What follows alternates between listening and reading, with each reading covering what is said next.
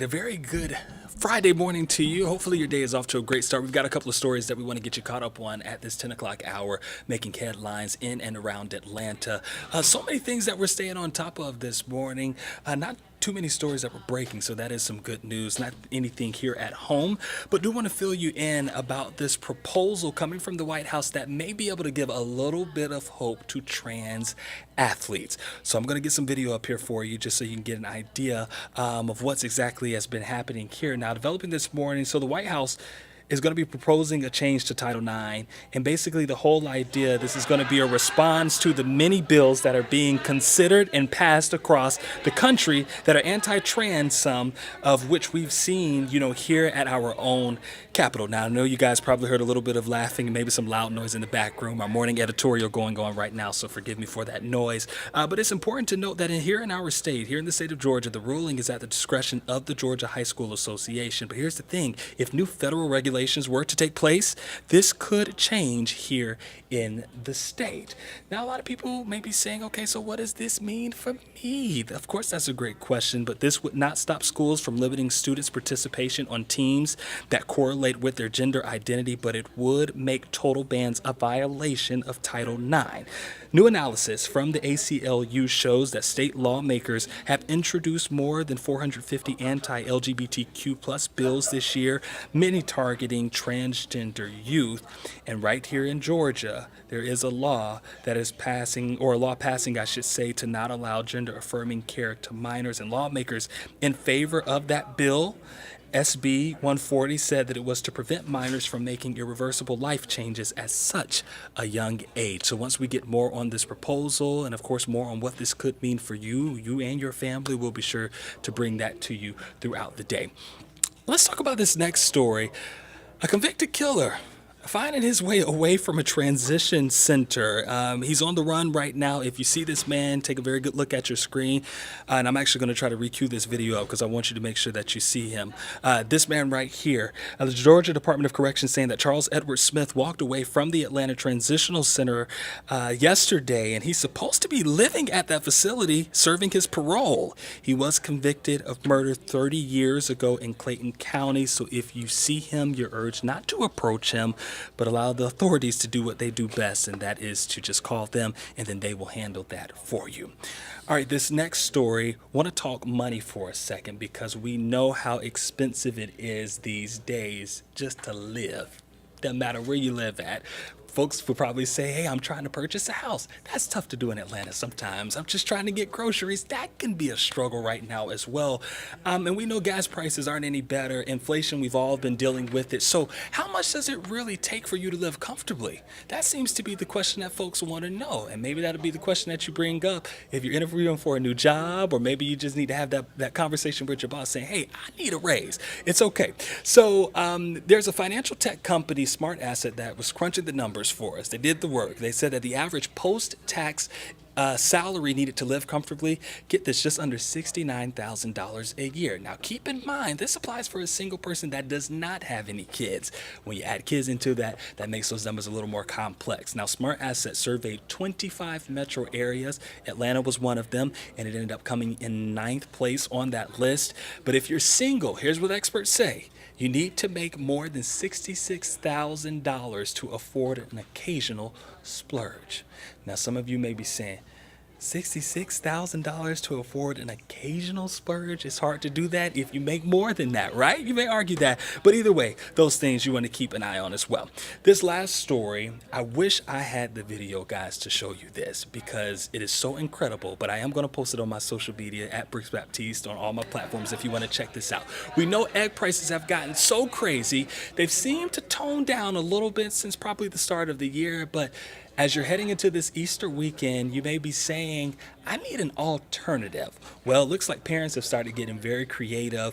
And what they've been doing, instead of buying eggs to paint, they're buying potatoes to paint. Now, potato producers said that they are seeing this trend gain some ground, and here's what you need to do. Use food coloring or use just regular paint in order to make that happen.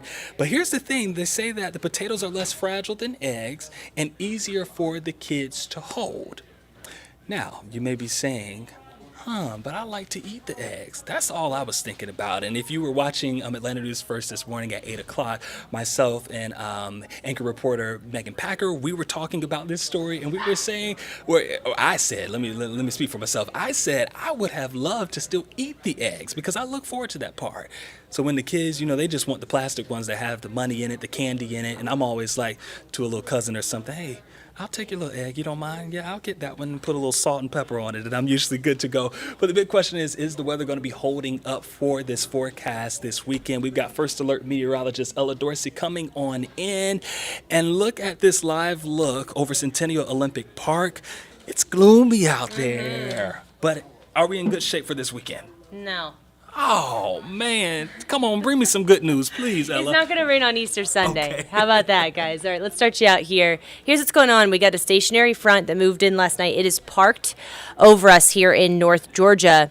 At this time, it only looks like it's raining up in the mountains. Actually, it's been a relatively dry morning across North Georgia, right across Metro Atlanta, and that's going to be the case today. It's not going to be a complete washout by any means today. We're probably only going to see a few showers through the afternoon, but then this evening is when that steadier rain takes over. So let's take you through the day today. I still would plan on a hit and miss shower. It's going to be cloudy, gloomy. Temperatures will be in the 70s. At 8 p.m., that's when the steadier rain starts to move in. You can see your highs today. The mountains are going to stay in the 60s. That's because I'm expecting pretty widespread rain there. So if you live in the higher elevations, you are likely to see that rain through the day today. Here in Metro Atlanta areas south, we'll hit the 70s again. If you're headed to the Braves tonight, it doesn't look like a complete washout, but I want to note that temperatures are going to fall through the game. And this is for anyone that has evening plans. 5 p.m. at 67 degrees. 2 hours later, temperatures have fallen by 10 degrees, okay? And by the end of the game, we'll be in the 50s. So if you have plans tonight, you might head out. Beginning of the night, it feels great. Take a jacket. All right, by 10 p.m., we're going to be in the 40s and low 50s. You're going to want that jacket. I do expect a light rain to start spraying in towards the end of the game. I think they'll get the game played, okay? But plan on a little bit of wet conditions. So here's a look at our temperatures. It's going to be really mild at 4 p.m., and then watch this. Take a look at that. Some areas will see those temperatures fall by 30 degrees through the evening. So that is the wedge of cold air. Essentially what cold air damming is, and we see this a lot in Georgia in the spring and in the fall. Cold air from New England gets wedged up against the Appalachian Mountains and it streams down into Georgia. So it's called cold air damming because it gets dammed or wedged up against the mountains. That's what we're going to see this evening and tonight. And that wedge really holds in place tomorrow. Through the entire day tomorrow, temperatures will be in the 40s. So that wedge, cold rain tomorrow, it's just going to be nasty, guys. It's going to rain all day from the time you wake up till the time you go to sleep.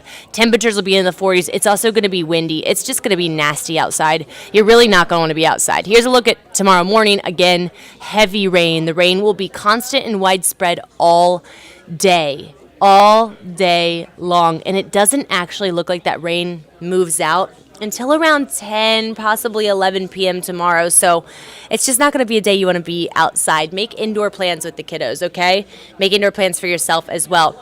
Here's the good news. The rain will move out overnight Saturday into Sunday. Sunday starts off on a chilly note, but we will see gradual clearing skies. We'll get a good dose of sunshine. Temperatures jump back into the low 60s. So your Easter Sunday will be dry. When you're headed to church Sunday morning, you're going to need the coat, the extra layers. It'll be breezy through the day and on the cool side. So noon, it's still 53 degrees outside. That's going to feel cool. But by 4 p.m., we'll get some of that sunshine. We'll be near 60 degrees. It'll feel really nice. So your highs on Sunday will top out in the low 60s, which is much better than the 40s, which is where we'll be on Saturday, okay?